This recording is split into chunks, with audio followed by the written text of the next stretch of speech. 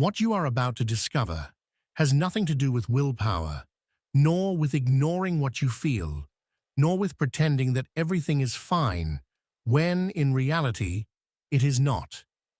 It is not about forcing yourself into a fake positive attitude or battling against every negative thought that arises in your mind.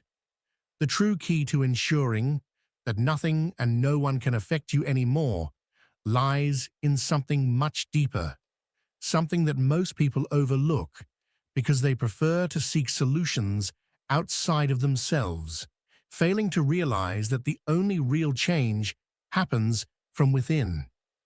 Perhaps you have wondered why some people, no matter what happens, seem to move through life with an unshakable calm.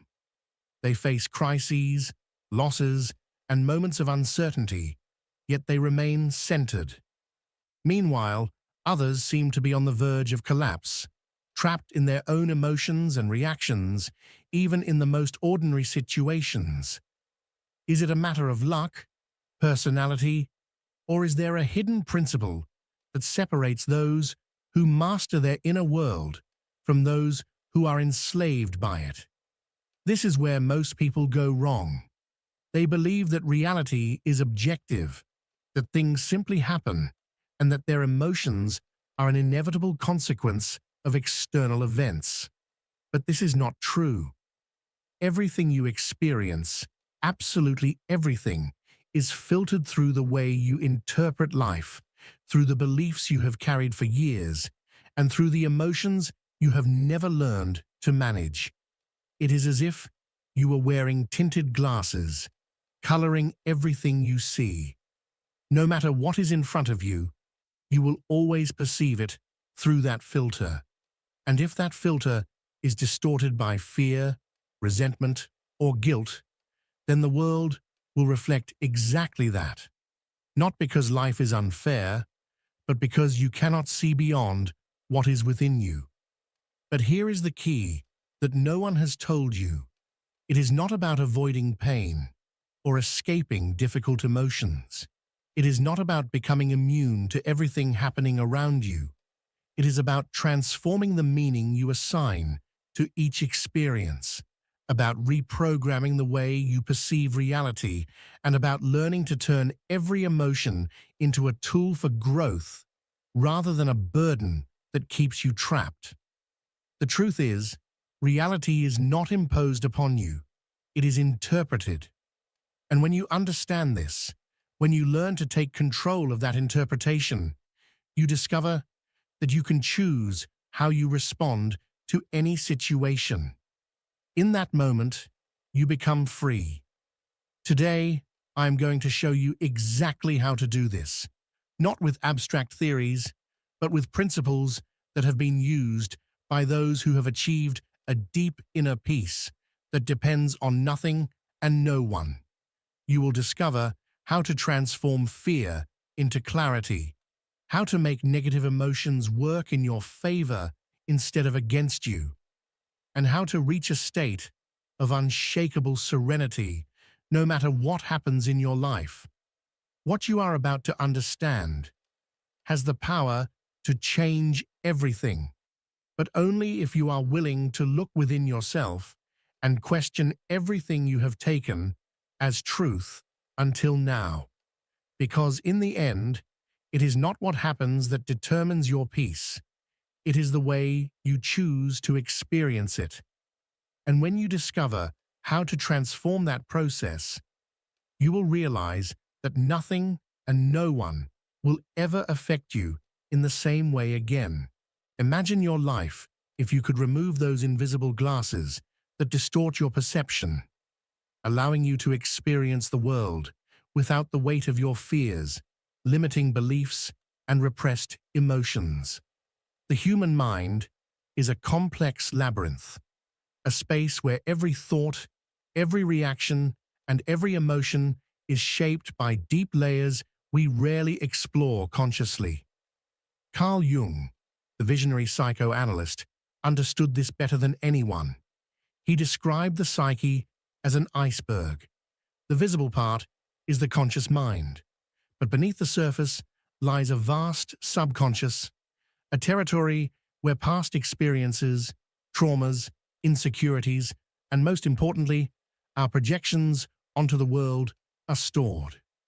What we do not make conscious governs us, and everything we ignore within ourselves does not disappear.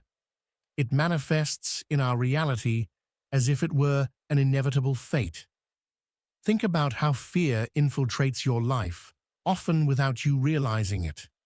It disguises itself as doubt when you wonder whether you are good enough to try something new.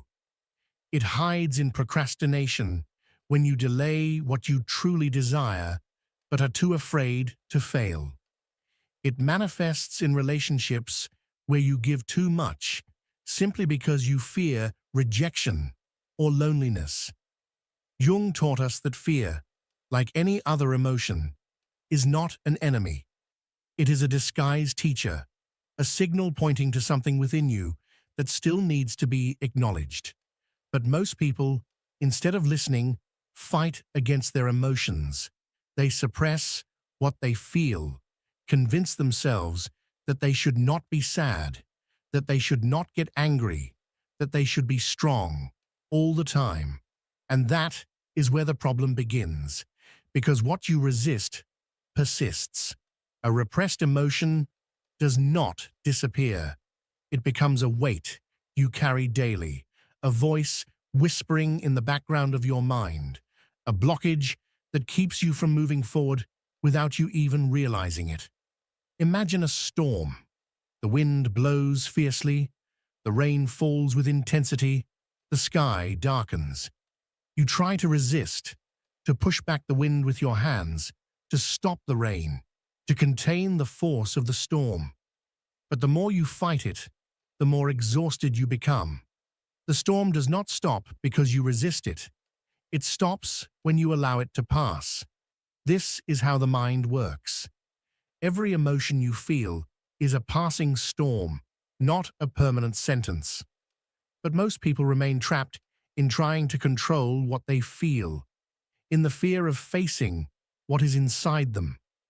Instead of listening to their emotions, they silence them with distractions, work, entertainment, relationships that only provide temporary comfort, continuing to avoid what truly needs to be seen.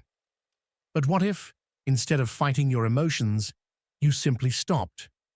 What if, instead of ignoring your sadness, you observed it?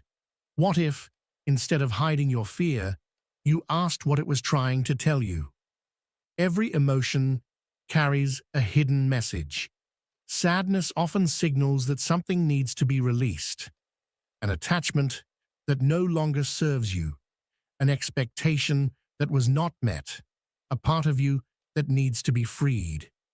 Fear reveals limiting beliefs, deeply rooted ideas that you are not enough, that you do not deserve what you desire, that failure is something to be avoided at all costs.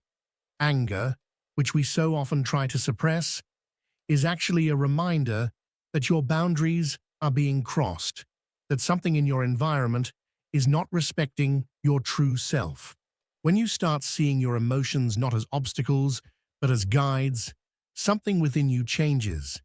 And when your inner world changes, your external world follows. Now think of a situation where you normally react automatically. Perhaps an argument with someone close, a conflict at work, a moment when you feel insecure or attacked. Instead of acting on impulse, pause, breathe, observe the scene as if you were a spectator, someone watching from the outside without attachment. Ask yourself, which part of me is reacting right now? Is it truly the external situation that affects me, or is it something within me that was already there? The answers to these questions can completely change the way you live. Because when you understand that what happens outside only has power over you if something inside allows it, you begin to regain control. Jung spoke of the concept of the silent observer, that part of consciousness that does not get carried away by emotions or external circumstances. That space within you that no matter what happens, remains calm. When you access that part of your mind, you discover that nothing and no one has the power to affect you unless you grant them that power. That every time something destabilizes you, it is not because the world is unfair or because people hurt you. It is because there is something within you that still needs to be worked on. And there lies the true key to achieving unshakable peace. Not in changing the external world, but in transforming how you experience it. When you master this, storms no longer scare you because you understand they are temporary and that behind each one there is an opportunity to grow. And if you analyze your thoughts deeply, you will notice that many of them are not even yours. They were absorbed at some point in your life and unknowingly adopted as absolute truths. Here's the key. You don't have to keep holding on to it.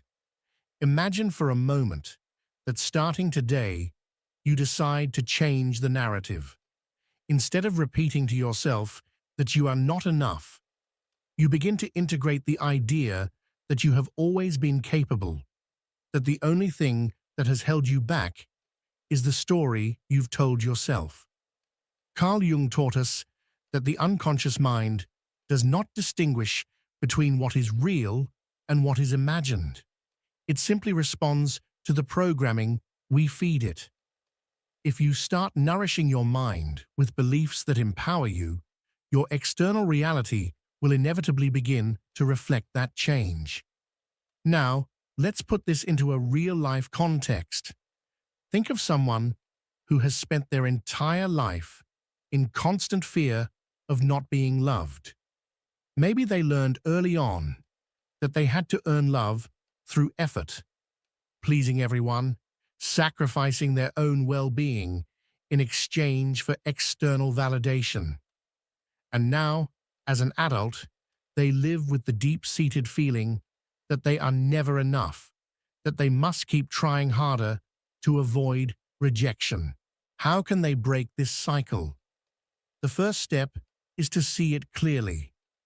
Jung spoke of shadow integration as the act of bringing to light what has been hidden within us.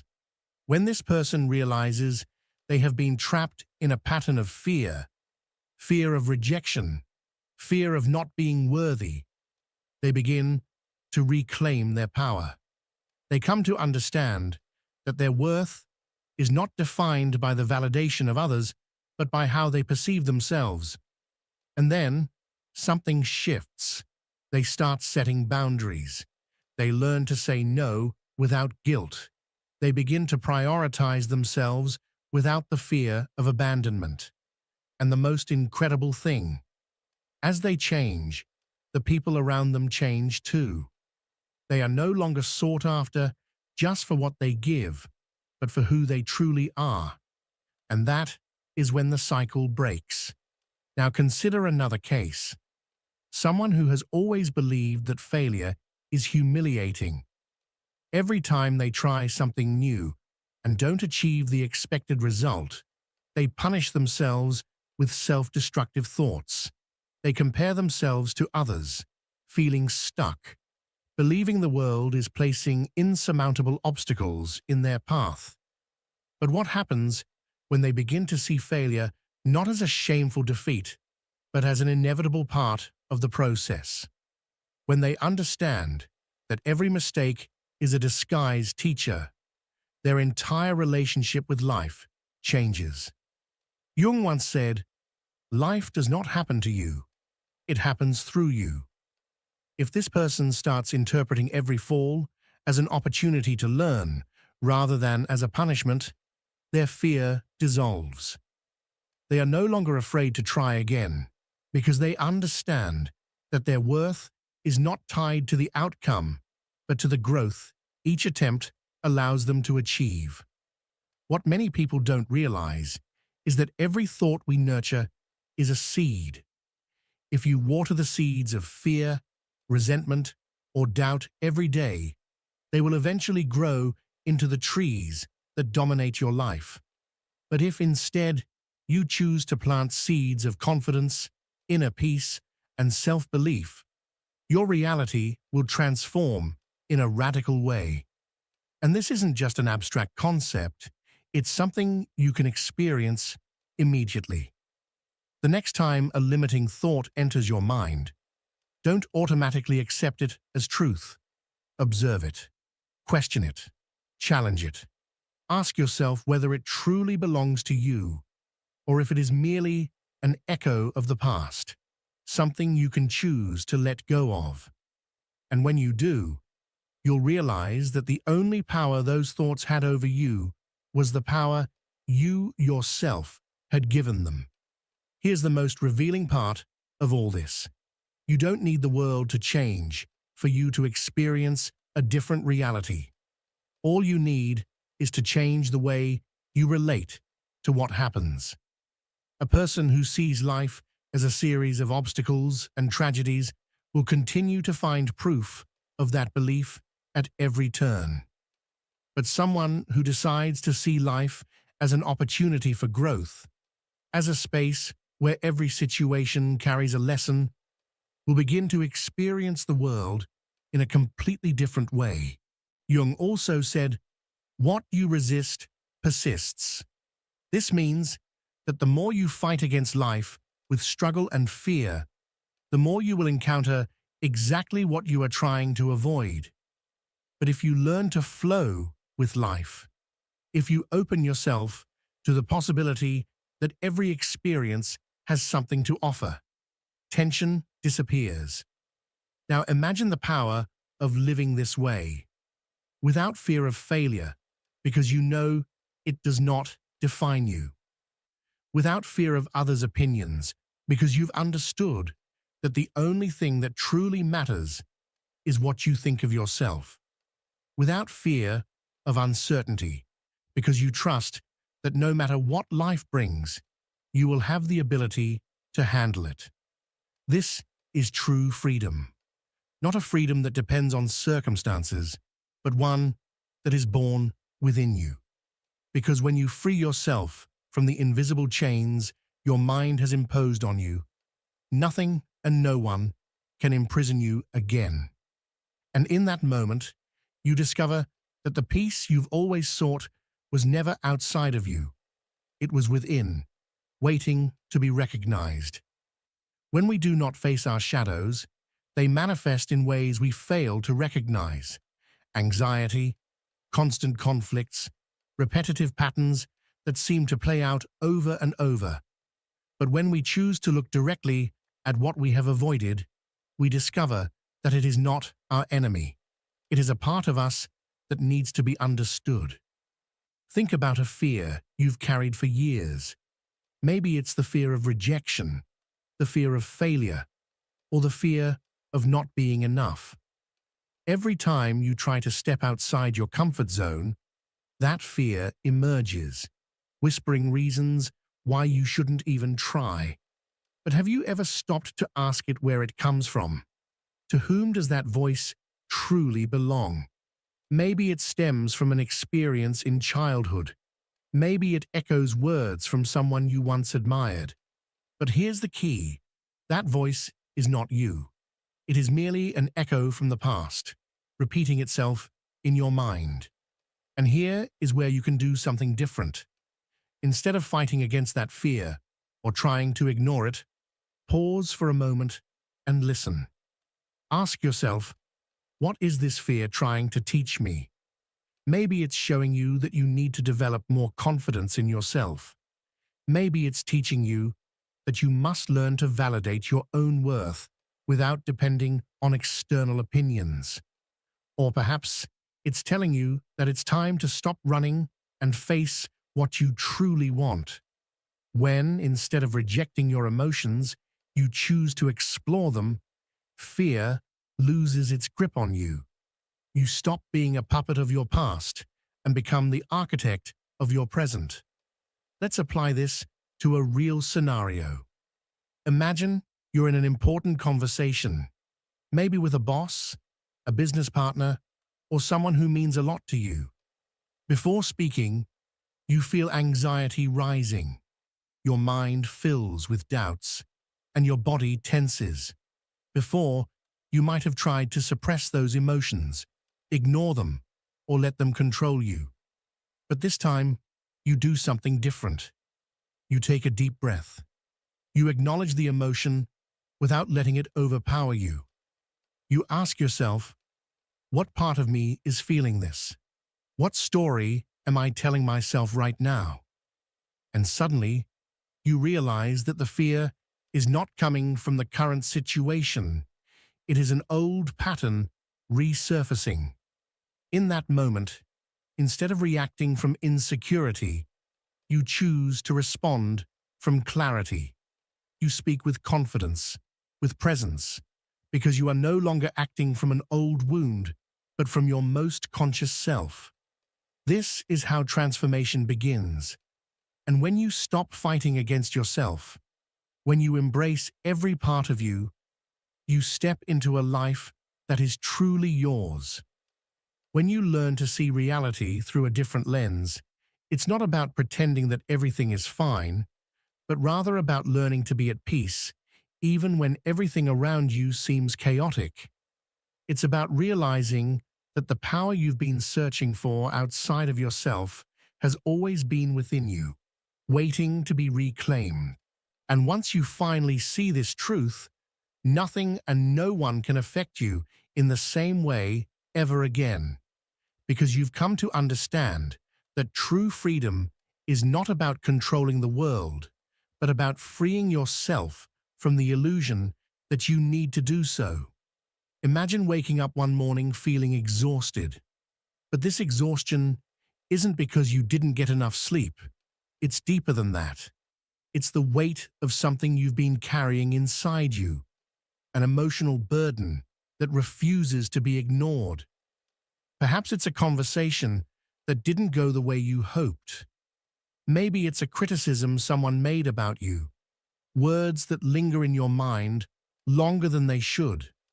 Or perhaps it's a mistake you made, something you can't seem to forgive yourself for, a regret that keeps resurfacing. You find yourself wondering, why, despite all my efforts, do other people's opinions still affect me so much? Why do I keep replaying moments in my head that I should have already moved past? The answer isn't out there. It's not about what others did or said. It's about how you interpreted their words, how your mind constructed a story around the event and decided to make it part of your identity. This is the core issue for most people. We believe that the cause of our suffering exists outside of us, in circumstances, in people, in the luck we were given. But Carl Jung made it clear, everything that disturbs you in the external world is actually a reflection of something within you that has yet to heal. It's not the criticism itself that hurts. It's the part of you that still doubts your own worth. It's not other people's indifference that frustrates you. It's your own unmet need for validation that continues to demand attention. And until you address the root of what's affecting you, you will remain trapped in the same cycles, repeating the same patterns over and over again.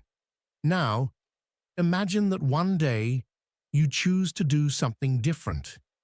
Instead of reacting impulsively when something upsets you, you pause for a moment. You take a deep breath, and rather than letting anger or sadness consume you, you ask yourself, why does this affect me so much? What part of me is feeling this reaction?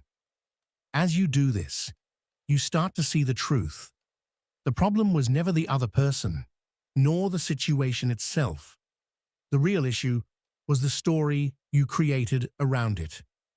You realize that the fear of rejection you feel today didn't start today. It began years ago when you first learned to associate acceptance with your sense of self-worth. You recognize that the guilt you carry isn't truly yours. It's a habit you developed because at some point you believed that making mistakes meant you weren't good enough. And this is where you take back control. Instead of being overwhelmed by emotions, you ask yourself, if this emotion were a message, what would it be telling me? Perhaps it's telling you that you need to trust yourself more, that it's time to stop seeking validation from the outside world and start giving it to yourself. Maybe it's showing you that you need to stop living according to other people's expectations and start building your own truth. The key isn't what you feel, it's what you do with those feelings. And in that moment, instead of feeding your emotions with repetitive thoughts, you choose to act from a different place. Now picture another scenario. You're in the middle of a heated argument with someone close to you.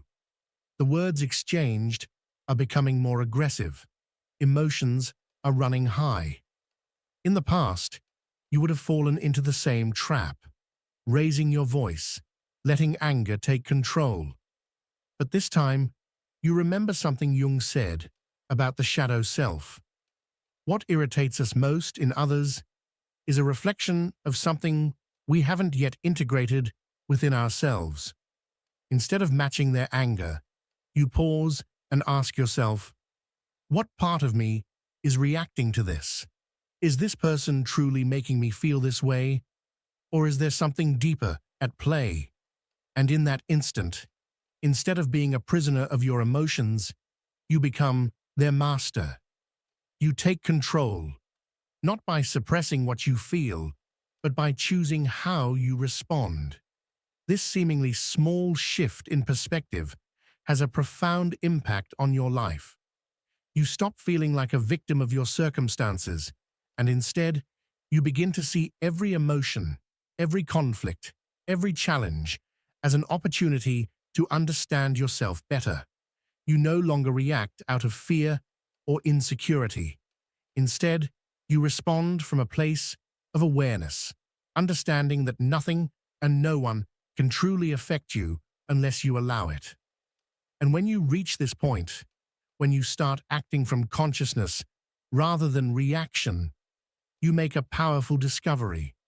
Most of the problems that once seemed overwhelming begin to fade away, not because the world has changed, but because you are now seeing it through different eyes. This is where the most powerful concept of all comes in: emotional responsibility. Jung once said, "Until you make the unconscious conscious, it will direct your life, and you will call it fate." That means that every emotion you experience, every thought that crosses your mind, every reaction you have to the world around you is an opportunity to take control of your own story. It's not about denying what you feel. It's about asking yourself, how can I transform this into something that strengthens me? Now think about a recent moment when you felt hurt by someone. Maybe someone ignored you when you expected their attention.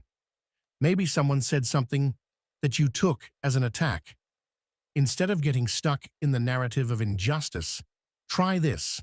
Close your eyes and visualize that person, not as an enemy, but as an unintentional teacher who has come into your life to reveal something about yourself. Ask yourself, what part of me created this experience? How can I use this to grow stronger? And as you do, you begin to realize something profound. The real lesson isn't about them. It's about you. You understand that you don't need external validation to feel worthy, that you don't need anyone to change for you to be at peace, that everything you've been searching for outside has always been within you. This is the moment when the power returns to you, when you stop blaming others for how you feel and start seeing every emotion as a message, an opportunity to evolve. This is when you understand that peace is not something you find, it's something you cultivate, that the only person who can define who you are and how you feel is you. And in that moment, the world loses its hold over you, because for the first time, you are in control. you are sending a new signal to your mind, telling it that the old patterns of anxiety, insecurity, or anger are no longer the only option. Every small, conscious decision you make is like rewriting the code in your mind, replacing limiting beliefs with new ones that set you free. But this is where many people get stuck. They want to change, yet they cling to the same stories about themselves. They keep saying, "I'm just a sensitive person. I always get affected by what others say. I can't control my emotions." Do you see how these statements become an identity? As long as you define yourself this way, you will keep repeating the same cycles. But what if you started questioning them? What if, every time you thought, "I'm too emotional," you paused and asked yourself, "Is this really true? Or is it just something I've repeated so many times that I've come to believe it?" This is the real work. Changing the internal narrative. It's not just about empty affirmations. It's about creating new experiences that reinforce real transformation. Jung spoke of the importance of integration, of bringing into the light what has always remained in the shadows. And that means that instead of running from your pain, you sit with it, you observe it, and instead of rejecting it, you accept it, not as your fate, but as part of your story. Because in the end, words only have the power you give them. If someone tells you you'll never succeed, those words can only hurt you if a part of you fears they might be true. But if you've done the inner work, if you've built your own confidence, those words become nothing more than background noise, powerless, weightless. But here lies the key question.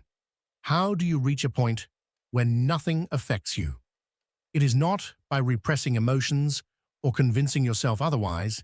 This only creates a fragile shield that shatters at the slightest impact. True power lies in flexibility, in the ability to feel everything without letting anything control you. Carl Jung once said that real freedom comes when you stop identifying with every passing thought and fleeting emotion. When you learn to observe your feelings without attachment, without allowing them to define who you are, you unlock a new level of self-awareness. Let's consider an example. Perhaps you've often felt that people take advantage of you, that you give too much and receive too little in return.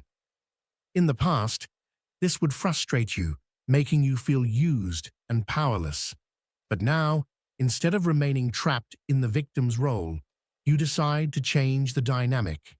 You ask yourself, where am I failing to establish boundaries? Why do I struggle to say no?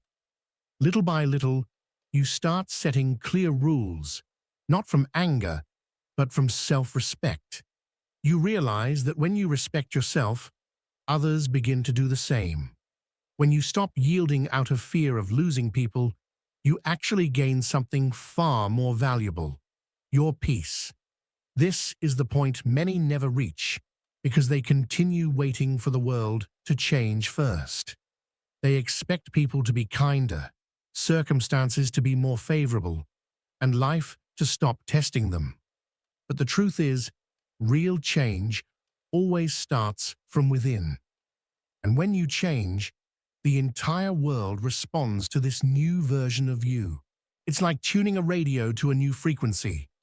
When you stop broadcasting fear, insecurity, or frustration, you begin to attract experiences that resonate with your new energy. Suddenly, what once seemed impossible, serenity, confidence, and clarity, becomes your natural state. Now imagine for a moment what your life would be like if nothing and no one could shake your inner balance. If every time someone tried to drag you into conflict, you remained unshaken. If each time a difficult situation arose, instead of reacting impulsively, you could observe it with calm detachment. If every emotion that surfaced was just a passing wave, in the vast ocean of your consciousness, incapable of destabilizing you. That peace you envision is not an unattainable ideal. It is a real possibility. But only if you commit to this process, only if you decide to stop giving power to external factors and start building an internal fortress that nothing and no one can tear down. And when you do, when you truly integrate this change, you'll notice something incredible. The world will stop feeling like a hostile place. People will no longer have the power to hurt you. The situations that once caused you anxiety will lose their grip on you because you will no longer see them through the same fearful lens. You will finally be in control, and once you taste this freedom, you will never again allow anything or anyone to take your peace away. Because when you grant yourself the permission to prioritize your well-being without guilt, everything in your life begins to align naturally. Jung spoke about the importance of individuation, the process of becoming who you truly are, free from the external influences that have conditioned you. And this begins with the courage to listen to yourself in a world that constantly tells you what you should feel, think, or do. Think about it for a moment. How many times have you ignored what you truly wanted out of fear of disappointing someone else? How many times have you suppressed an emotion because you were taught that feeling too much is a sign of weakness? How often have you forced yourself to act a certain way just to fit in? Each time you've done this, without realizing it, you have given more power to the external world over your own inner peace. The real problem is not that the world tries to influence you, because it always will, but rather that you distance yourself from your true self just to meet others' expectations. This is where the practice of inner silence becomes essential. Jung believed that the mind is constantly filled with noise, an internal dialogue we rarely question. But what would happen if you took just a moment each day to simply be with yourself, without distractions, without your phone, without social media, without the need to do anything, just you and your presence? In those moments, you begin to notice things that previously went unnoticed. You become aware of what you truly feel, what you need to change, and what your intuition has been trying to tell you all along. Imagine a situation where someone makes a hurtful comment. In the past, you would have reacted instantly, feeling as if those words had pierced through you like an arrow. But now, instead of allowing that comment to dictate your emotional state, you take a deep breath and ask yourself, do I really need to take this personally? Or does this say more about the other person than it does about me? In that moment, you feel something new, detachment, not because you don't care, but because you finally understood that what others say or do has no power to define you. This level of clarity is not achieved overnight. It is a practice, a commitment to return, again and again, to the role of the observer rather than getting caught in the waves of every emotion. And the most fascinating thing is that when you begin to live this way, the external world also changes. Situations that once seemed unbearable lose their emotional charge. People who used to trigger you no longer have that power. And most importantly, you start experiencing a lightness you never thought possible. But there's one more thing you need to know. This process does not mean you will never feel pain, frustration, or sadness again. The difference is that now you won't get stuck in those emotions. You'll learn to see them as temporary visitors rather than absolute truths, like waves in the ocean, intense for a moment, but always fleeting. Instead of fighting the current, You simply let it pass, trusting that on the other side of the storm, there will always be calm. So, what can you do right now to start building that inner strength? First, question yourself. Every time you feel an intense emotion, instead of reacting automatically, ask yourself a simple question. What part of me is being triggered right now? Not to judge yourself, but to understand yourself better. Then, allow the emotion to be there without trying to suppress or change it. Breathe through it, observe it, and you will notice how, little by little, it loses its grip on you. And finally, remember this. Inner peace is not something you find in external circumstances, nor in the validation of others. It is something you build within yourself with every choice, every thought, every moment in which you decide that nothing and no one can take away the calm you have worked so hard to cultivate. That is true power. And once you discover it, the world will never look the same again.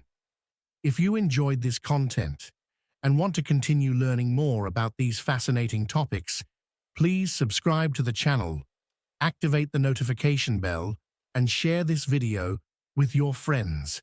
Together, we can continue exploring and discovering more knowledge that can transform our lives. Don't forget to leave a comment with your thoughts and suggestions. See you in the next video.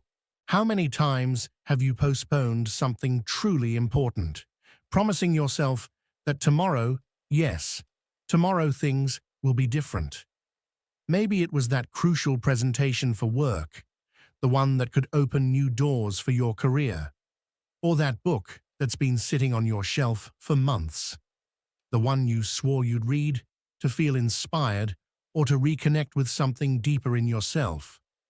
Or maybe it was something simpler, yet just as meaningful, finally organizing your personal space, creating an environment that reflects who you are and who you want to become. Sound familiar? That subtle yet persistent feeling that time is slipping through your fingers, even as the list of unfinished tasks grows longer and heavier by the day. You are far from alone in this. This invisible weight, this quiet resistance, has a name: procrastination. And while it's something almost all of us struggle with at some point, very few people truly understand what's behind it. You might be tempted to blame it on a lack of time, or maybe you tell yourself that you're just not motivated enough. Sometimes we believe we lack discipline, that we're lazy, or that we simply need to get it together. But what if I told you that the true root of procrastination is far deeper than any of that? That it's not really about time or laziness at all. According to the celebrated psychoanalyst Carl Jung, every action, or lack thereof, is shaped by something much more profound: a hidden internal dialogue. Beneath our choices, beneath our silence, beneath every instance of avoidance, there is an ongoing conversation taking place inside us. It is a conversation between our conscious self and the unseen parts of us, our emotions, our wounds, our fears, and our longings. Procrastination, then, is not merely the act of delaying. It's not just putting things off until later. It's a psychological message encoded in behavior. It's a reflection of the inner conflicts we carry quietly through our days.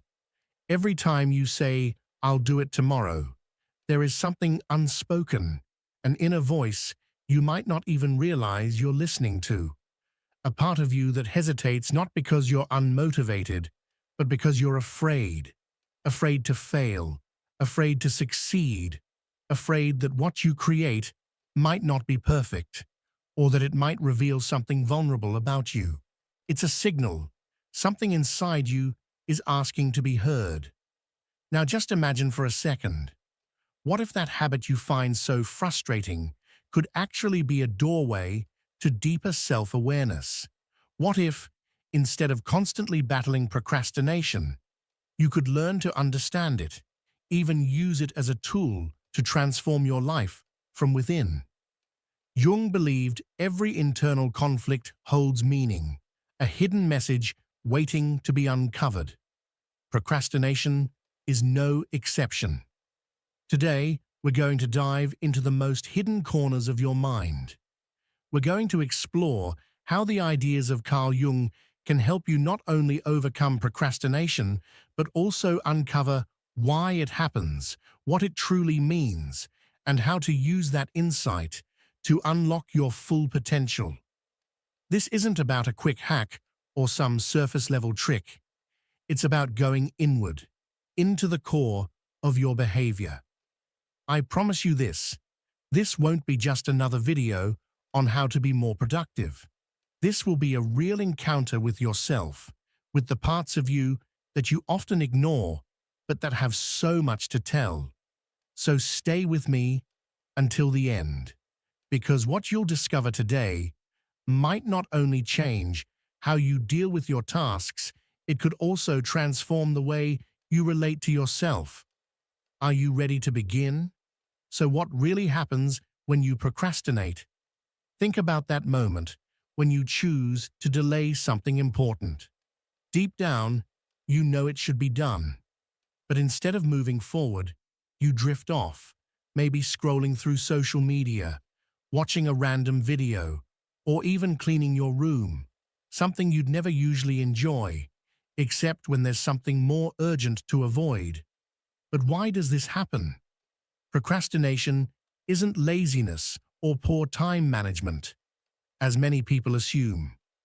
Psychologically, it's a defense mechanism, a way of avoiding emotional discomfort tied to a certain task. That discomfort can take many forms: fear of failure, perfectionism, anxiety, or even an unconscious resistance to what that task represents. Carl Jung, through his deep exploration of the human unconscious, offers us a unique lens to understand this phenomenon. Jung spoke about the inner forces that divide us. Inside our psyche, there are parts that long for change, for growth, for action, but there are also parts that fear the unknown, that cling to the comfort of the familiar, even when it means staying stuck in place. These parts, often repressed or ignored, are what Jung referred to as the shadow. Procrastination is, in many cases, a clear sign of this inner conflict. We want to move forward, yet something within us holds us back. This self-sabotage is not simply laziness, it's a signal that something deeper within us needs our attention. Now take a moment to think about the world we live in today. We've never had so many distractions within such easy reach. In just a few seconds, we can plunge into an endless ocean of entertainment, messages, and notifications. These distractions serve as convenient escapes, giving us the instant gratification our mind craves, especially when we're faced with tasks that require effort or when we're trying to avoid difficult emotions. But the issue is that these distractions pull us further away from what truly matters. Procrastination, intensified by modern technology, traps us in a cycle of avoidance that only feeds our anxiety and sense of guilt. Over time, it chips away at our confidence, erodes our sense of purpose, and ultimately robs us of joy. This is why it's essential to recognize that procrastination isn't just a bad habit. It's a message from our mind. It's an invitation to explore those inner conflicts and resolve them with honesty and compassion. As Jung once said, what we fail to face within ourselves will eventually appear as fate. If we don't address these hidden patterns, we stay trapped, allowing our responsibilities and our lives to remain on hold. So, are you ready to uncover how this struggle can actually become a powerful ally for your growth? Let's take a deeper dive into this journey. Why do we truly procrastinate? It's not just about time, discipline, or willpower. The root of this behavior goes much deeper, and Jung gives us a crucial key to understanding it: the shadow. Jung described the shadow as that part of our psyche where we store the aspects of ourselves we'd rather not acknowledge. These are our insecurities, fears, repressed desires, and unresolved emotions. Instead of facing them, we tend to shove them into a dark corner of our minds, hoping that if we hide them well enough, they won't hurt us. But the shadow doesn't simply vanish. On the contrary, it keeps shaping our choices, our emotional reactions, and our behavior, often without us realizing it. In this sense, procrastination is more than just delaying a task. It becomes a subtle expression of our shadow. Each time we avoid something, we're actually saying, on a deeper level, I don't want to deal with what this task brings up in me. Take this example. Putting off an important work project might not just be laziness. It could be fear of failure or anxiety about not meeting expectations. Avoiding a difficult talk with a friend may reflect our discomfort with conflict or our fear of being rejected. In these ways, procrastination acts as a shield. By avoiding the task, we're also avoiding the uncomfortable emotions we don't want to face. And here's where it gets complicated. What we avoid doesn't go away. It grows stronger and finds new ways to hold us back. Let's make this more relatable. Imagine you have a crucial report to submit at work. You know it matters, but every time you sit down to work on it, you find yourself doing something else instead. Checking your email, tidying up your desk, even scrolling through social media. Why? Deep down, maybe you're afraid your work won't be good enough. That fear gets buried in your shadow, but it still shows up in the form of procrastination. And this doesn't just happen with work. It applies to personal goals too, like starting a fitness routine. It might not be a lack of motivation. It could be a deeper resistance to physical discomfort, or a fear of changing your identity. Jung believed that what we repress in our shadow doesn't disappear. It resurfaces in ways we don't always recognize. Avoiding tasks might seem small, but it's often a sign of inner conflict we haven't resolved. Procrastination subtly reveals the parts of ourselves that long to be acknowledged and integrated. The positive side is, the shadow isn't something we need to fear. In fact, Jung believed that facing and embracing it is crucial for personal growth. When we recognize our fears and insecurities, we take away their power to control us from the background. And by doing so, we start to free ourselves from patterns like procrastination. In the next section, we'll explore how to identify these internal patterns and how to work with them, rather than fight against them. Because as Jung said, one doesn't become enlightened by imagining figures of light, but by making the darkness conscious. And in that very darkness, you'll find the answers you've been searching for. Before overcoming procrastination, you must first understand it. As we've seen, it's not just a bad habit. It's a sign of internal conflicts that are asking to be heard. In order to change this pattern, you have to identify it. But how exactly can that be done? The key lies in self-exploration. You can't change what you don't understand. So the first step is to ask yourself, what tasks do I usually avoid?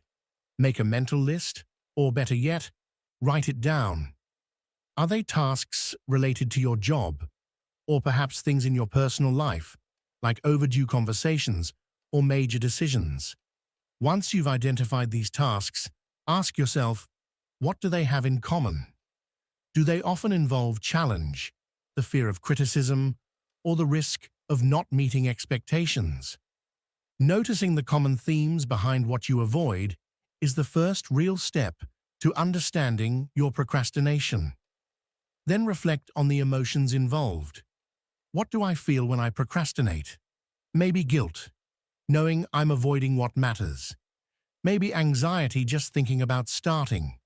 Or maybe even brief relief from avoiding it until frustration returns. These emotions are like a compass, pointing directly at the inner conflicts that are calling for your attention. The third key question is, what do I think about myself when I procrastinate? It can be uncomfortable to ask, but it's a necessary step. When we avoid doing something important, we often fall into a cycle of harsh self-criticism. Thoughts like, I'm such a mess, or I'll never be good enough to do this right, tend to show up without warning. I'm a mess, or I'll never get this right. These beliefs often emerge from the hidden parts of our psyche, and it's these unconscious beliefs that keep us stuck. But when we become aware of them, we can begin to challenge and rewrite them. A powerful tool for this self-exploration is keeping a self-observation journal. Every time you catch yourself procrastinating, write down 4 simple things: the task you're avoiding, the emotions you're feeling, the thoughts running through your mind, and the activities you're using to distract yourself. This journal isn't just a way to track your habits. It's a mirror, one that helps you clearly see how procrastination shows up in your life and how deeply it affects you. As you write, you're bringing what's unconscious into the light, something Carl Jung believed was crucial for true personal growth. Remember, self-awareness is the first real step toward transformation. Once you can recognize your patterns, you can begin to collaborate with them instead of constantly fighting them. As Jung said, what we deny takes control of us. What we accept holds the power to transform us. Recognizing your procrastination patterns isn't just a useful practice. It's an act of courage. It's the decision to look within, to face the parts of yourself you've long ignored, and to finally start reshaping them.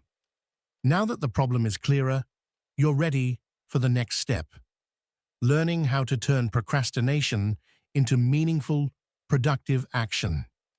Overcoming procrastination isn't about pushing harder or forcing action. In fact, the more you fight it, the more resistance you feel. Why? Because, as we've seen, procrastination is your inner self asking to be heard. The key isn't to fight it, but to listen, understand, and work with it.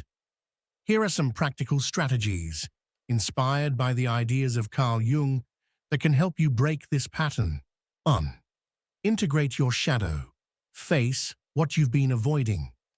The first step to overcoming procrastination is to acknowledge those parts of yourself you've been pushing away. Jung believed that what you resist doesn't go away, it grows stronger.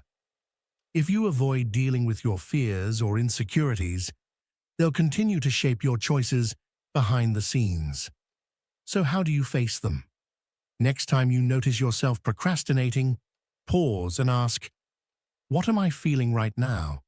Or, what exactly am I trying to avoid? Maybe it's fear of failure, discomfort with stepping outside your comfort zone, or even facing the pressure of your own expectations. When you recognize and accept these emotions, they begin to lose their grip on you. 2. Break tasks into small, manageable steps. Procrastination often shows up when things feel too big, too heavy, or just too much. Your brain, sensing some kind of emotional or even physical threat, looks for an escape, often in the form of something easier or more pleasant. The answer is to shrink the task. Take that overwhelming job and break it into smaller, concrete actions. For example, instead of write the full report, start with open the document and type the title. or simply commit to working on it for 10 minutes. Just starting, even if it's tiny, can shift your momentum and give you the energy to keep going. This method doesn't just lower your anxiety levels, it also gives you small wins that slowly build up your self-confidence. 3. Make daily self-reflection a habit. Jung believed that self-observation was key to truly understanding who we are. Taking a few moments to reflect on your patterns of procrastination can help uncover their root causes and keep them from repeating. But how do you do it? Try setting aside a few minutes at the end of your day to write about what you accomplished and when you found yourself procrastinating. Ask yourself, what made me avoid that task? What did I feel in that moment? What can I try next time instead? This kind of reflection doesn't just keep you more aware, it helps create a more constructive and less judgmental inner dialogue. 4. Use positive affirmations and mental visualizations. Procrastination is often tied to negative thoughts about your ability to succeed. Jung reminds us that when we change our internal story, our mind can begin to reshape our reality. So how can you do this? You can repeat affirmations like, "I'm fully capable of handling whatever comes my way," or "Every small step moves me closer to my goal." Or simply visualize how you'll feel once that task is complete. Picture yourself handing in the project confidently, or enjoying the calm that follows finishing something that once felt overwhelming. These mental images keep you connected to your motivation. 5. Create routines and practice conscious discipline. Inspiration is powerful, yes, but it's not always around. That's why solid routines matter. They remove constant decision-making and reduce chances to procrastinate. So how do you start? Set a schedule for your top priority tasks. Do the hardest ones when your energy is high. Eliminate distractions. Turn off notifications. Clean your space, or use strategies like the Pomodoro technique. Work for 25 minutes, then rest for 5. It keeps your mind fresh and focused. These aren't instant fixes, but they're powerful tools to reshape how you deal with procrastination. Use them, and you'll not only make progress, you'll also deepen your understanding of yourself. As Jung once said, nothing can truly change until it is first accepted. Judgment doesn't set us free, acceptance does. Now that these tools are within your reach, are you ready to take that first step? Because, as you know, real change begins with a conscious decision. Picture for a moment how your life would look if you stopped procrastinating. Think of those projects you've always wanted to finish, those personal goals you paused indefinitely, or the meaningful conversations you never dared to have. What would shift in your world if you began taking action instead of putting things off? Breaking the cycle of procrastination doesn't just reshape your days, it can transform your entire life. One of the first and most noticeable benefits is a boost in productivity. When you stop delaying tasks, you realize that what once felt overwhelming is more manageable than you thought. Getting things done doesn't just ease your stress, it sets off a chain reaction. Each task you complete gives you a new wave of energy and motivation to tackle the next one. It's like unlocking one door after another, letting your ideas and efforts flow freely. Beyond that, overcoming procrastination deeply impacts your self-esteem. Every time you avoid something, you might find yourself caught in a cycle of self-criticism, feeding a narrative that undermines your worth. I'm not good enough. I have no discipline. But when you start taking action, even if it's small steps, that story begins to shift. Each accomplishment, no matter how minor, proves to you that you're capable. And that realization boosts your confidence while helping you see yourself as someone who's competent and in control of their own life. Your relationships benefit too.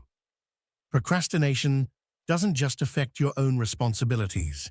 Often, we delay apologies, difficult conversations, or even the simple act of spending meaningful time with those we care about. When you break that habit, you become more present, more engaged, and more accountable in your interactions. This helps build trust and respect, and it brings more depth and authenticity to your connections. But perhaps the most powerful part of defeating procrastination is that it opens up access to your untapped potential.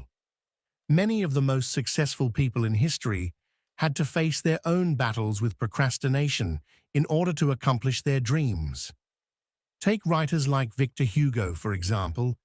He devised systems to force himself to write, including locking himself in a room without clothes or distractions until he finished his work. The result? Legacies that have transcended generations. Now think about yourself. What could you accomplish if you stopped making excuses and finally decided to take action? Maybe there's a hidden talent within you that you've never explored because you keep telling yourself, "I'll do it tomorrow." Maybe that project you've been avoiding could not only change your life, but someone else's too. Overcoming procrastination isn't just about finishing tasks. It's the key that unlocks the path toward a more powerful and authentic version of who you truly are. When you choose to let go of procrastination, you're making a decision to invest in your future, your potential, and in your dreams. And always remember, every small step you take matters. It's not about perfection, it's about moving forward, even if it's just a little more each day. As Carl Jung once said, what you do today can transform every tomorrow that follows. So now the question is, what will you do with this very moment? As we reach the end of this journey, take a second to pause and reflect. We've explored what procrastination really is, how it connects to deeper layers of your mind according to Jung, and how to recognize and overcome the internal patterns that keep you stuck. We also talked about practical tools, integrating your shadow, breaking tasks down, engaging in self-reflection, and creating routines that shift the course of your life.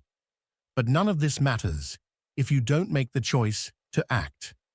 Today, I want to invite you to take one step, just one, toward that task you've been avoiding. You don't have to fix everything right now. Just choose one thing you've put off, no matter how small, and give it 10 minutes. It's not about how far you get. It's about starting. That small effort won't just ease the anxiety that comes with procrastination. It'll also send a powerful message to your mind. I can do this. Remember, overcoming procrastination isn't something that changes overnight. It's a journey of self-discovery, one that doesn't happen all at once, but rather unfolds in a series of small, seemingly ordinary steps. These steps, taken consistently and with intention, have the power to guide you toward a life that feels more real, more aligned, and more fulfilling. And while each individual action may seem insignificant on its own, together they create a powerful force for change. Every single thing you do, no matter how minor it appears, is part of a larger story that you're writing day by day. Each time you choose to show up for yourself, to keep a promise you made, to stay present instead of escaping, you're building something. Every task you complete, every fear you confront, every time you do the uncomfortable thing instead of the easy one, you're moving closer to the version of yourself you're meant to become. Not the version that pleases others or checks off boxes, but the one that truly reflects who you are when no one else is watching. Because, as Carl Jung once said, who looks outside dreams, who looks inside awakens. And maybe that's exactly what you're being called to do right now, to awaken, to finally open your eyes, not just to the world around you, but to the universe that exists within you, to stop running from your reflection and instead begin to embrace it. Thanks for staying until the end. If you enjoyed the content, don't forget to like, subscribe, and tap the bell so you don't miss out on what's next. See you in the next video. Have you ever felt like there's a part of you working against your own dreams, goals, or even your relationships? That internal conflict, that invisible hand pulling you backward just as you're trying to move forward. It's not your imagination. It's a profound psychological phenomenon that quietly influences our lives in ways we often don't understand. According to Carl Jung, this mysterious force has its roots in a hidden part of our psyche he called the shadow.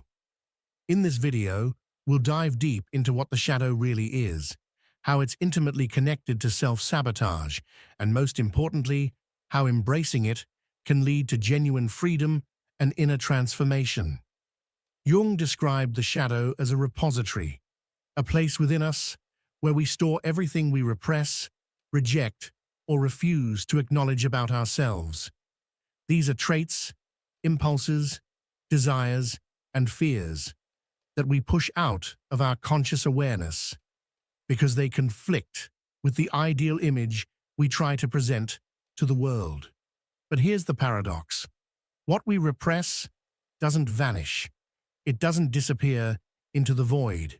It hides in the unconscious, subtly shaping our thoughts, reactions, relationships, and decisions, often to our own detriment. To truly understand the shadow, we must first accept a difficult truth. We are not as self-aware as we like to believe. Our identity isn't a fixed, singular self. Jung believed the human psyche is layered, composed of the conscious ego, the personal unconscious, and the collective unconscious. The shadow resides within the personal unconscious and contains everything we find unacceptable, shameful, or threatening. Not only negative qualities like jealousy, rage, or arrogance, but also positive traits like ambition, confidence, or assertiveness, if those qualities were deemed wrong in our upbringing. Imagine someone raised in an environment where humility was excessively praised. Over time, that person might learn to associate ambition with selfishness or pride. As a result, they repress their drive to succeed, burying it deep in the shadow. Yet that buried ambition doesn't vanish. It lingers beneath the surface and often returns in the form of self-sabotage, quiet, persistent actions that prevent success or undermine progress. This is where the connection between the shadow and self-sabotage becomes clear. When we avoid confronting our shadow, it doesn't go away. It gains power. It's like carrying an invisible backpack filled with unmet needs, denied emotions, and repressed fears. Without realizing it, we act from this weight. For instance, someone who fears failure but refuses to acknowledge that fear might unconsciously procrastinate, make excuses, or abandon their goals just before success is within reach, ensuring they never have to face that fear directly. Our relationships also reflect the shadow's influence. Jung observed that we often project our shadow onto others. That means we see in others the qualities we refuse to see in ourselves. You might harshly criticize someone for being selfish, not realizing that you too have selfish tendencies you've refused to accept. These projections distort how we see others and lead to unnecessary conflict, often creating emotional distance between us and the people we care about. The first step in breaking free from self-sabotage is to bring the shadow into the light. This is no easy task. It requires a kind of honesty most people avoid their whole lives. Jung emphasized that shadow work demands courage, a willingness to face the parts of ourselves we've spent years avoiding. Some powerful questions to begin uncovering your shadow include: what qualities do I most often criticize in others? Which parts of my personality do I feel ashamed of or uncomfortable with? What emotions or situations do I instinctively avoid? Reflecting on these questions can reveal hidden patterns of self-sabotage. For example, you may find you constantly put yourself down, never feeling good enough. Upon deeper reflection, you might discover there's a part of you that actually fears success because, at a core level, you believe you don't deserve it. This belief doesn't live in your rational mind. It lives in your shadow, and until you confront it, it will keep showing up. Jung didn't believe the shadow should be destroyed. Instead, he taught that the shadow must be integrated, accepted as a part of who you are. Integration doesn't mean acting out your impulses or indulging your worst traits. It means recognizing their existence and learning from them. When you embrace your shadow, the energy you once used to suppress it becomes available for creative, conscious action. The integration process happens in stages. First, awareness, the realization that the shadow exists and has been influencing your life. Second, observation, the practice of noticing your emotions, thoughts, and behaviors without judgment. Third, acceptance, understanding that these traits are part of you and not inherently bad or shameful. Finally, transformation, using this awareness to make better choices, ones that align with your authentic self rather than your fear-driven ego. Jung also saw dreams as one of the most direct pathways to the shadow. He believed that through symbols, archetypes, and strange narratives, dreams reveal aspects of ourselves we're blind to during waking life. Keeping a dream journal can be a powerful tool for shadow work. For instance, if you frequently dream about being lost in a dark forest, that could represent feelings of confusion or alienation caused by repressed parts of your psyche. Interpreting these dream symbols can help you identify what your conscious mind refuses to face. The shadow doesn't just affect your inner world. It influences your decisions, often in destructive ways. When you're unaware of its presence, it operates like a hidden script, directing your actions from behind the scenes. You might repeatedly choose romantic partners who mistreat or manipulate you and wonder why the same painful patterns keep happening. But from a Jungian perspective, those patterns may be your shadow's attempt to bring unresolved wounds, like fear of abandonment or low self-worth, into your awareness. Painful, yes, but also necessary, because until you recognize the shadow, it will continue repeating these lessons, louder and more intensely each time. One of Jung's most powerful insights was that what we refuse to face within ourselves inevitably shows up in the people around us. When we repress certain traits, we begin to see them everywhere. You might find yourself annoyed by someone who seeks attention, not realizing that you've buried your own need for validation because you were taught it was wrong. This projection becomes a kind of trap, keeping you focused on the flaws of others while ignoring your own internal disconnection. To overcome self-sabotage, you must dismantle these projections. This means asking difficult questions. What exactly bothers me about this person? Could that be a reflection of something I haven't accepted in myself? These are not comfortable questions, and the ego, the conscious self that wants to maintain a consistent identity, will resist them. but they are necessary for deep healing and self-knowledge. Jung described the ego as the part of the psyche that creates a stable sense of self. It's the mask we wear to function in society. While necessary, the ego also fears change.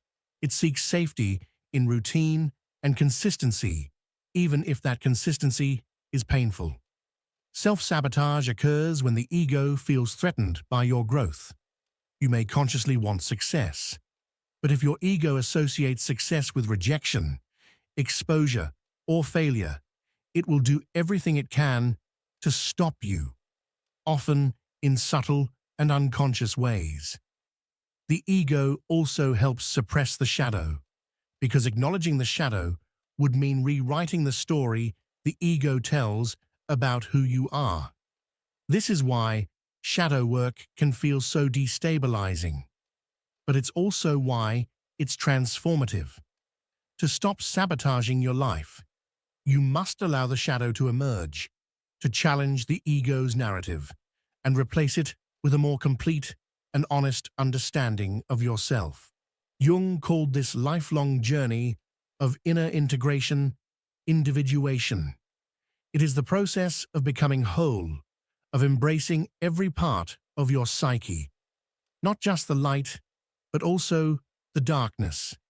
Individuation is not about becoming perfect. It's about becoming real. It's about living in alignment with your full truth, instead of constantly hiding, pretending, or overcompensating. This process dissolves self-sabotage at the root because it replaces fear with authenticity. Individuation demands introspection, self-inquiry, and a willingness to let go of illusions. You begin to see beyond the masks you wear and embrace the duality within, the light and the shadow, the creator and the destroyer, the confident and the insecure. It means making choices that align with your deeper self, even when they're uncomfortable or unfamiliar. Although the path is challenging, there are practical tools to support this work. Journaling is one of the most accessible.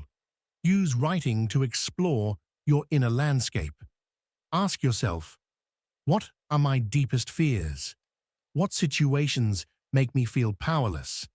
How do I react to criticism? And what does that reveal about me? These reflections open the door to awareness. Another essential tool is therapy, especially Jungian analysis or other depth-oriented modalities. A trained therapist can help you navigate the complexities of your shadow, guiding you with compassion and insight as you face the aspects of yourself that feel difficult or unacceptable. Jung encouraged working with a therapist who could help uncover unconscious patterns and projections. This process can be profoundly transformative, as it allows one to unravel the roots of self-sabotage and build a healthier relationship with oneself. Dream work, as mentioned before, serves as a gateway to the unconscious. Recording and reflecting on your dreams can reveal hidden aspects of your shadow and assist in integrating them. Meditation and visualization are practices that help you connect with your inner world and observe your thoughts without judgment. One effective technique involves visualizing your shadow as an external figure and engaging it in dialogue, asking what it needs from you. Creative expression, whether through art, music, writing, or any other form, becomes a powerful tool for exploring and releasing the shadow's energy.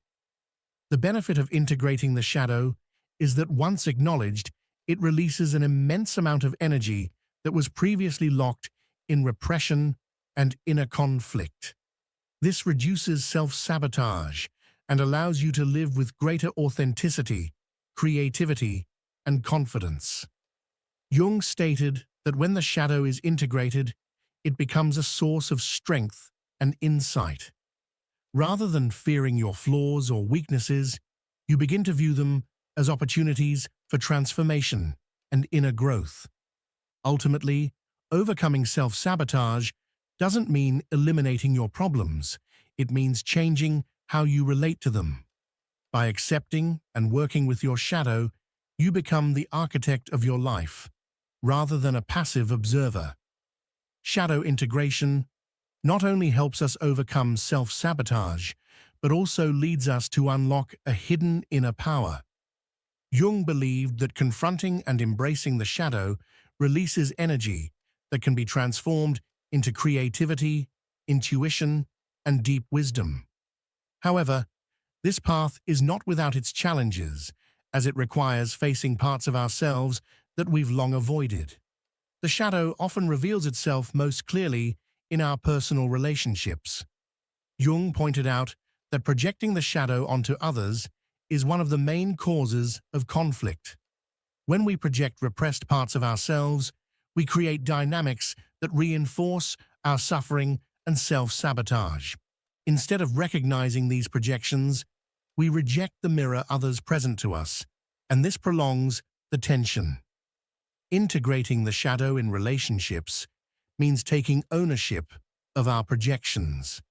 This demands a level of honesty that may feel uncomfortable, but it's essential for building authentic and meaningful connections. Some helpful questions to explore these projections include: what traits in others evoke discomfort or rejection? How might these traits reflect something in me I haven't accepted? What is this relationship teaching me about my shadow? When you begin to see others as mirrors of your inner world, relationship dynamics begin to shift. You stop blaming others and start taking responsibility for your emotions and reactions. The impact of the shadow also extends to our ambitions and dreams. Self-sabotage affects not just relationships, but also our ability to realize goals. The shadow often shows up as fear of success, procrastination, or harsh self-criticism, ways we unconsciously protect ourselves from what we perceive as threatening. Although we may consciously desire achievement, the shadow may hold a deep-rooted fear of not being worthy or capable, blocking action and motivation. Jung suggested that the only way to overcome these internal obstacles is to confront fear directly. This means identifying the hidden beliefs that fuel self-sabotage and questioning them. What stories do I tell myself about my worth or abilities? How might I be using self-sabotage as a defense mechanism? Once these beliefs are uncovered, they can begin to shift. This doesn't mean ignoring fear, but rather engaging with it compassionately and curiously. Jung spoke of finding gold in the shadow, a metaphor for the positive potential hidden in our repressed aspects. While the shadow is often associated with darkness, it also contains gifts, talents, and qualities we've buried because they didn't align with our conscious identity. For example, someone who suppressed their creativity because it was deemed impractical may discover powerful artistic abilities when reconnecting with their shadow. Another person may find hidden strength in their ability to set boundaries or express assertiveness, even if those traits once felt unacceptable. To uncover the gold in your shadow, reflect on the parts of yourself you've rejected or dismissed. Ask yourself, what parts of me have I hidden out of fear of judgment or disapproval? What talents or desires have I neglected because they didn't seem useful or acceptable? How can I start bringing these qualities into my life constructively? This kind of exploration liberates you from the cycle of self-sabotage and unlocks a higher level of personal potential. The shadow also plays a role in spirituality, the process of transformation. Jung saw shadow work not just as psychological, but also as a spiritual journey. Integrating the shadow is a way to return to wholeness, to unify our internal polarities and live more authentically. From this lens, self-sabotage isn't a problem to eliminate, but an invitation to explore our depths and reconnect with our essence. Jung once said, "There is no awakening of consciousness without pain." People will do anything, no matter how absurd, to avoid facing their own soul. Enlightenment doesn't come from imagining light, but from making darkness conscious. The path to illumination requires confronting what we avoid. Instead of running from fear or imperfection, we must face them directly and understand what they're asking of us. Cultivating self-acceptance is key, recognizing that we are complex beings made of both light and shadow, and that it's okay to be imperfect. Seeking balance is not about acting on every repressed impulse, but about acknowledging and integrating all aspects of who we are. It's about creating inner harmony. Transforming self-sabotage into self-leadership involves more than resolving inner conflict. It's about becoming the conscious guide of your own life. When we stop fleeing from our shadows, we gain the clarity and confidence to make choices aligned with our authentic self. A crucial step in this process is redefining success and failure. When success is no longer about meeting external standards, but about inner alignment, the fear of failing begins to lose its power. The shadow no longer needs to protect you from imagined threats. Instead, you begin to see challenges as invitations to evolve, and failure, rather than something to fear, becomes a valuable teacher. The shift from self-sabotage to self-leadership is a process of reclaiming your personal power. The energy once trapped in suppression now becomes available for creation, purpose, and conscious action.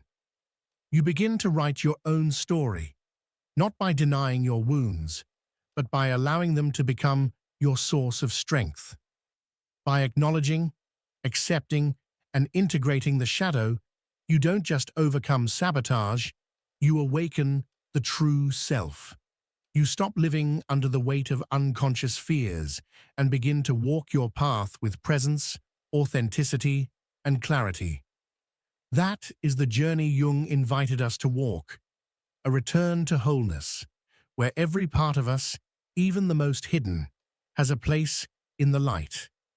Jung believed that many of our internal struggles stem from external expectations that don't align with our inner truth. By working with the shadow, we can redefine what success truly means according to our own values and desires. Another essential step is cultivating presence. The shadow largely operates from the past, traumas, fears, and learned patterns, and projects these elements into the future.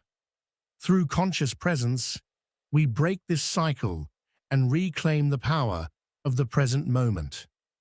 Overcoming self-sabotage is neither quick nor easy, but it's one of the most transformative acts a person can undertake. When you engage with your shadow, you don't just free yourself from limiting patterns, you also access a more authentic and powerful version of who you are. Jung left us with an invaluable guide for this journey. His teachings about the shadow remind us that we are neither entirely good nor entirely bad. We are whole beings who must embrace every part of ourselves to live fully. If something you've heard here resonates with you, it's because you're ready to begin this path. The shadow is not your enemy. It's your ally in the process of self-discovery. As Jung once said, a life not lived is a disease from which one can die. Don't let self-sabotage steal your chance to truly live. Now that you hold the key to transforming your relationship with yourself, what steps will you take to integrate your shadow? Leave a comment and share this message with someone who might need to hear it. Remember, transformation starts with you, but its impact reaches far beyond. The path of integrating the shadow is not a one-time event. It's a continuous process that demands commitment and daily self-exploration. In this section, we'll explore specific practices you can incorporate into your life to remain connected with your shadow and effectively overcome self-sabotage. First, conscious observation of your thoughts and emotions. One of the most direct ways to work with the shadow is to observe your thoughts and emotions without judgment. The key here is curiosity, not criticism. Every emotion that arises, even the ones we label as negative, is a window into our shadow. Practice sitting in silence for 5 minutes each day, simply observing your thoughts. Ask yourself, what thoughts make me uncomfortable or hard to accept? What emotions do I tend to avoid or suppress? How might these emotions be linked to something unresolved within me? It can be helpful to keep a journal to record these observations, as writing allows you to identify patterns and deepen your self-understanding. Second, engaging in internal dialogue with the shadow. Jung encouraged establishing an inner conversation with the repressed aspects of our personality. It may sound strange at first, but this is a powerful way to integrate the shadow. The idea is to treat it as a part of yourself that needs to be heard, not rejected. Practice by closing your eyes, taking deep breaths, and visualizing your shadow as a figure or energy in front of you. Ask it, what do you need from me? What are you trying to protect or express? How can I integrate you in a positive way into my life? Write down any responses that come up without judging them. You'll often discover that the shadow is not an enemy, but a part of you that longs to be understood. Third, identifying patterns of self-sabotage. Self-sabotage can manifest in many ways: procrastination, fear of success, difficult relationships, or constant self-criticism. Identifying these patterns is the first step to disarming them. Practice by listing situations where you feel you're sabotaging yourself.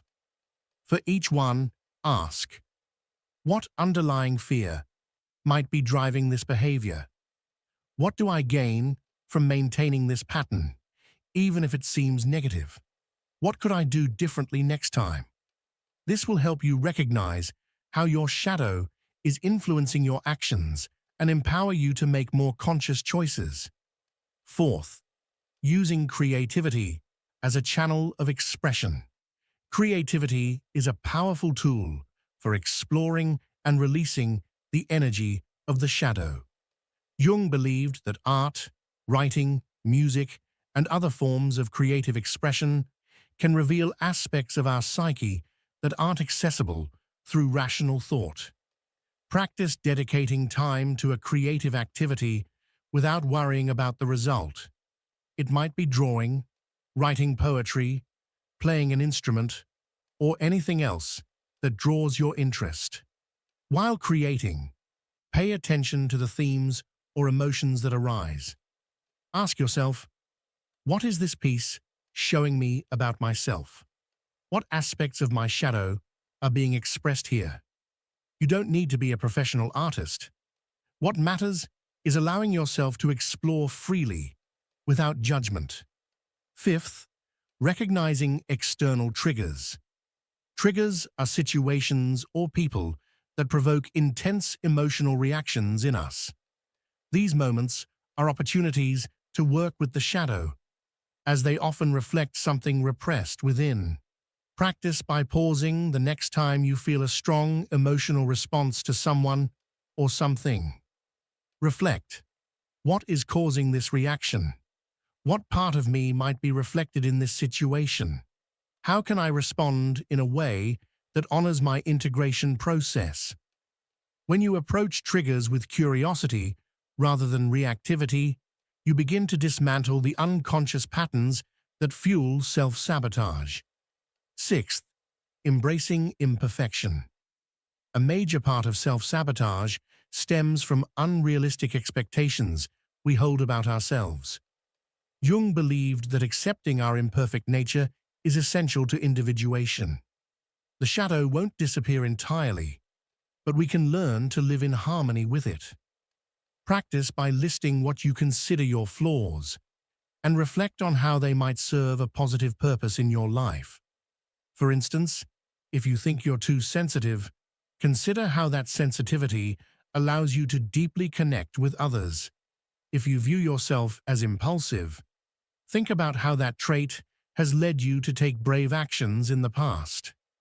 Accepting your imperfections doesn't mean resigning to them. It means recognizing that they are part of your humanity and can become strengths when embraced consciously. Seventh, practicing self-forgiveness.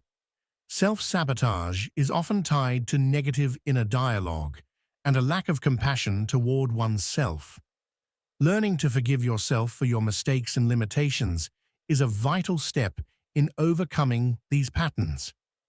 Practice by reflecting each night before bed and asking yourself, what did I do well today? What could I have done differently? How can I be kinder to myself tomorrow? Speaking to yourself with compassion rather than criticism creates an inner space where the shadow can be accepted and integrated. By working with the shadow, we don't just overcome self-sabotage. We also build a life that's more authentic, balanced, and fulfilling. This process requires time, patience, and courage, but the rewards are profound. Carl Jung reminded us of a profound truth. The shadow is not our enemy. It is not a force we must eliminate or fight against. Rather, it is a vital and intrinsic part of who we are, a fragment of the psyche that longs to be seen, acknowledged, and ultimately integrated. To reject the shadow is to reject a part of ourselves. But when we choose to face it, when we dare to look into that hidden, often uncomfortable territory within, we begin to break free from the destructive patterns that have silently governed our lives. These patterns might manifest as self-doubt, emotional reactivity, fear of intimacy, or cycles of self-sabotage that keep us from achieving our fullest potential. And while they may feel like external obstacles, many of them are rooted in the unacknowledged parts of our own inner world. Integrating the shadow doesn't mean becoming perfect. It means becoming whole. It means daring to witness ourselves without judgment, to embrace not just our strengths and light, but also our wounds, fears, and contradictions. The journey of healing and transformation begins with this radical act of self-honesty. It is not a destination to be reached overnight, but a lifelong unfolding, a continuous process of self-awareness, self-compassion, and courageous reflection. Each time we choose to meet our shadow with curiosity rather than resistance, we reclaim a part of our personal power. We begin to see that what once felt like weakness or shame was, in fact, a doorway to something deeper, something profoundly human. In doing so, we open ourselves to a new kind of connection, not just with ourselves, but with others. We begin to relate from a place of authenticity, not performance.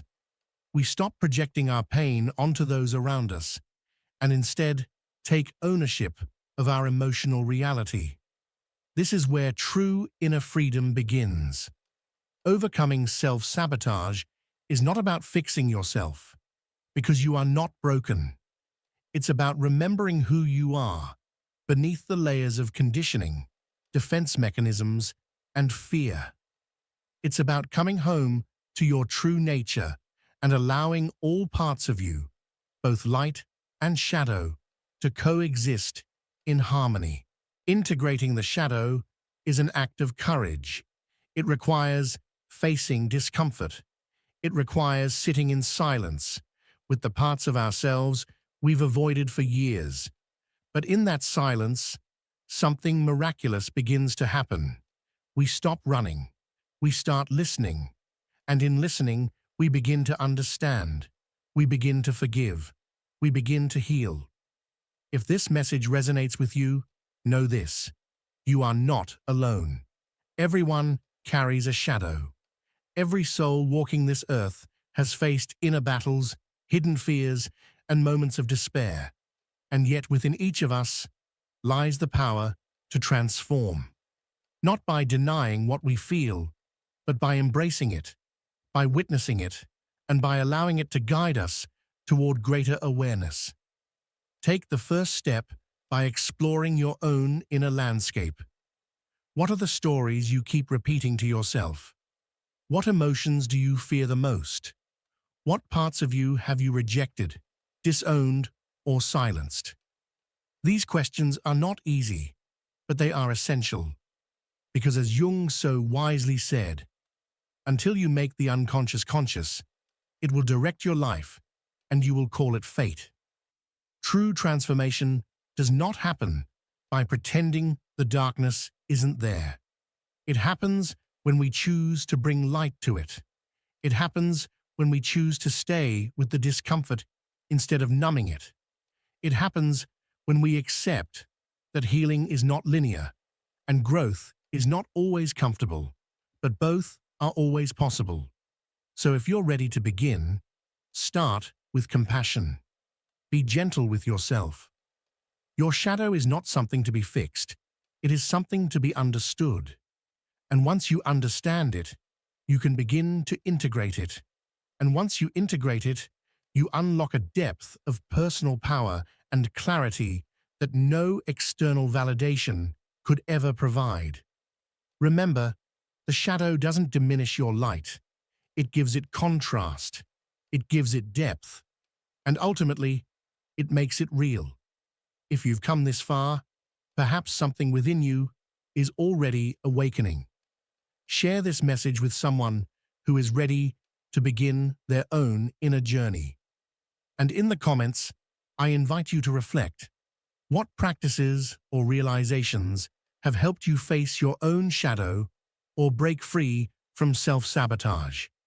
Never forget, real change begins the moment we stop resisting and start accepting. Because, as Jung said, what you resist not only persists, it grows stronger, but what you accept transforms you.